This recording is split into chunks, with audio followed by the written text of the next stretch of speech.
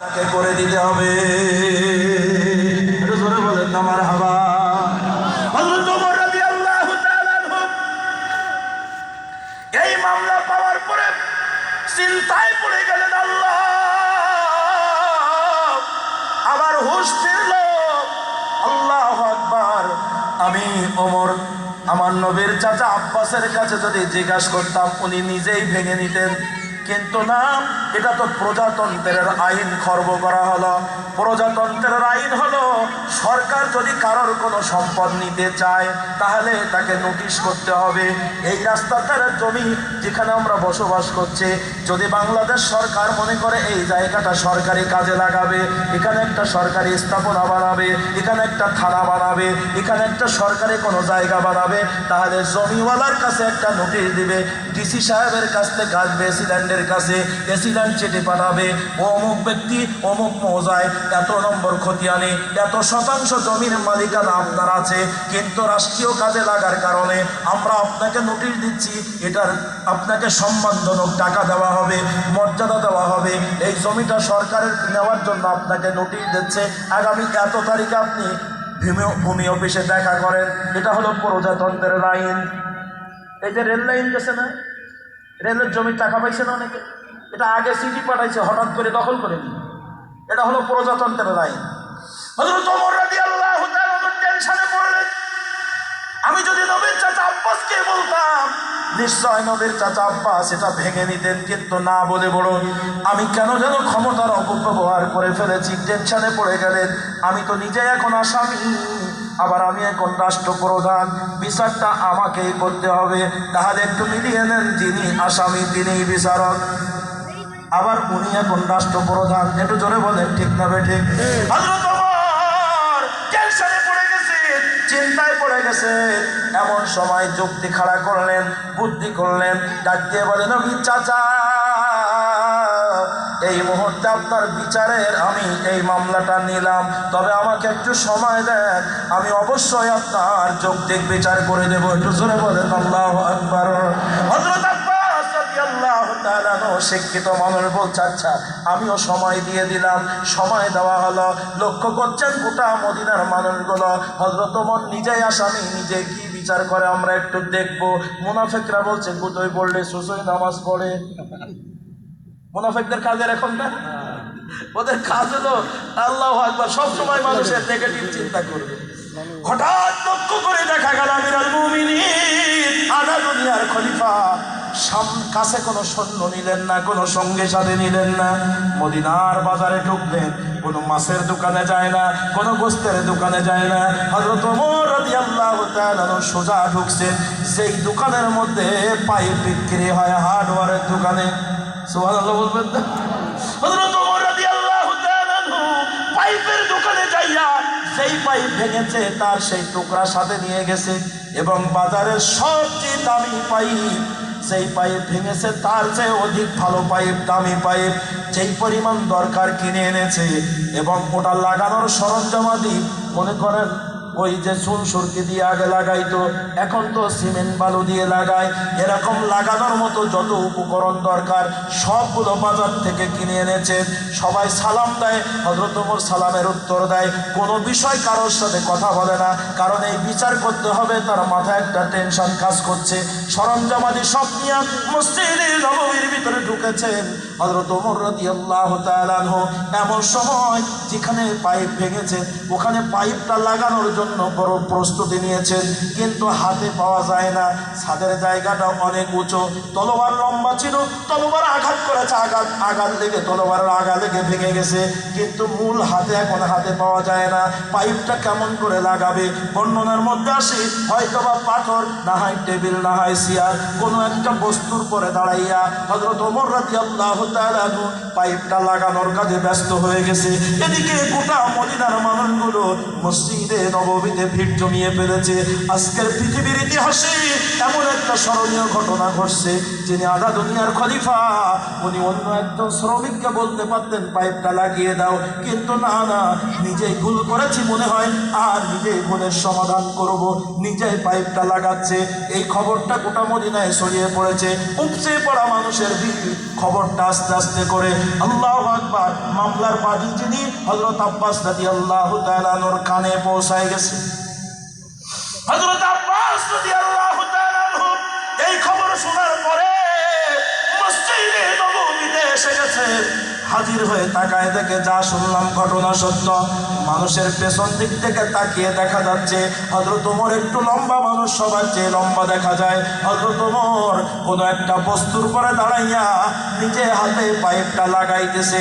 হযরত আব্বাস এই দৃশ্য দেখি পেছনের মানুষগুলো সরাইয়া সামনে চলে গেলেন। হযরত ওমর রাদিয়াল্লাহু তাআলা আনহুকে সালাম দিলেন, আসসালাতু আসসালামু আলাইকা ইয়া আমিরাল মুমিনিন। হযরত ওমর রাদিয়াল্লাহু তাআলা আনহু সালামের জবাব দিলেন, ডাক দিয়ে বলে, ও আমিরুল মুমিনিন, আপনার কাছে আমার বিনীত নিবেদন, খবরদার আপনি আমার ছাদের এই পানি পড়ার পাইপটা লাগাবেন না, নামেন। উপস্থিতি লোকজন বলছে আব্বাসের কাম আজকে সারা। ওমরের সামনে কথা বলতে সাহস হয় না, আর আব্বাস বলছে নামেন, পাইপ লাগাবেন না।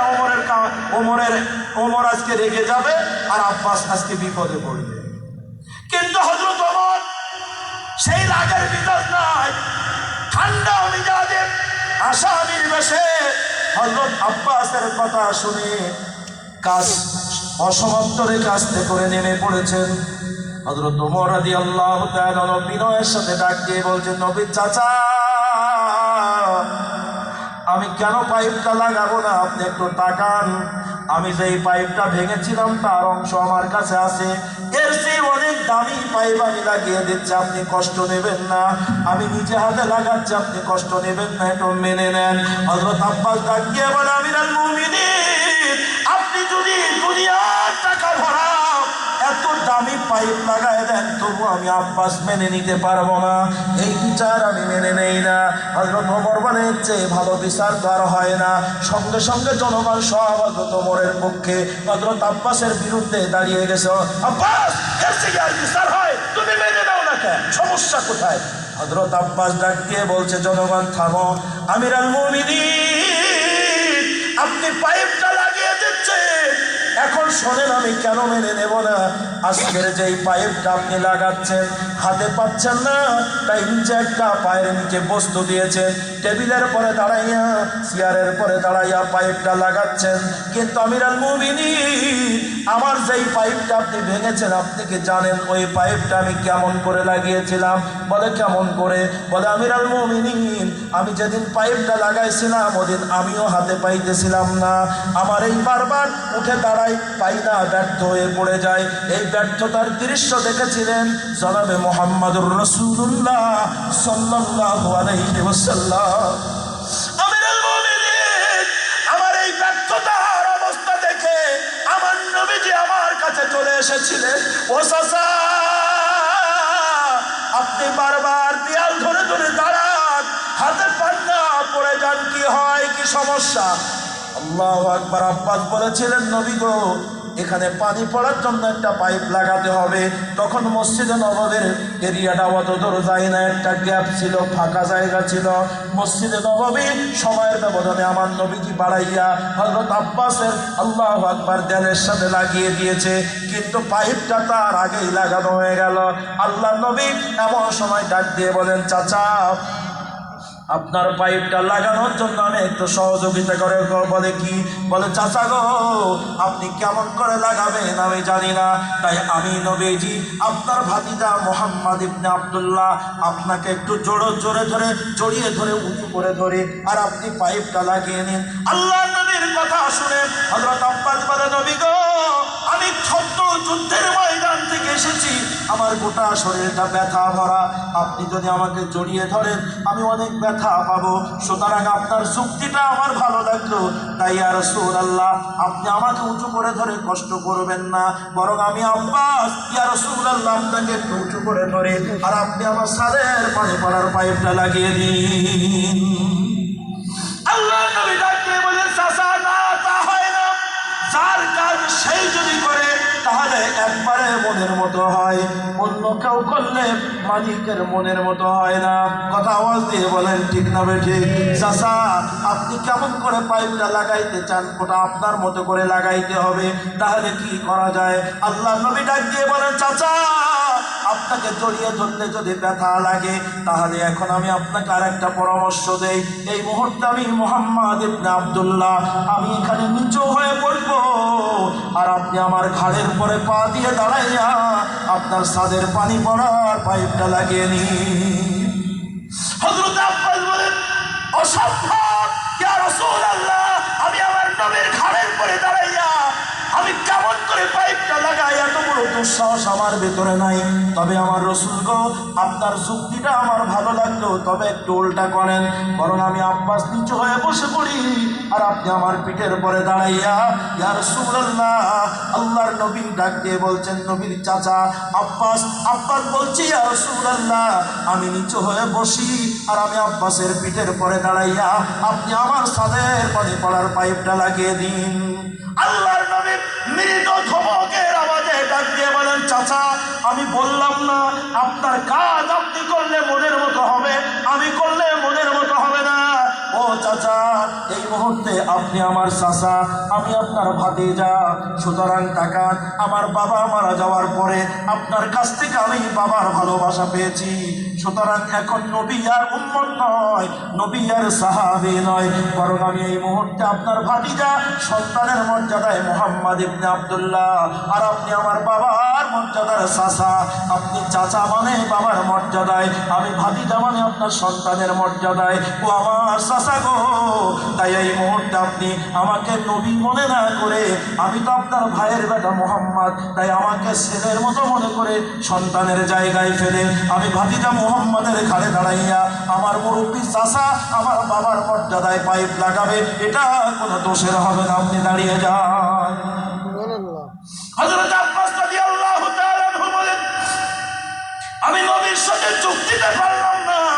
এক পর্যায়ে নবী আমার উপর হয়ে বসে গেলেন, আর আমি আমার নবীর পিঠের পরে দাঁড়াইয়া আমিরুল মুমিনিন ওই পাইপটা লাগিয়েছিলাম যেই পাইপটা আপনি ভেঙে দিয়েছেন। আমিরুল মুমিনিন, তাই আপনি আমার এই বিচার কোনোদিন পরিপূর্ণ করে দিতে পারবেন না।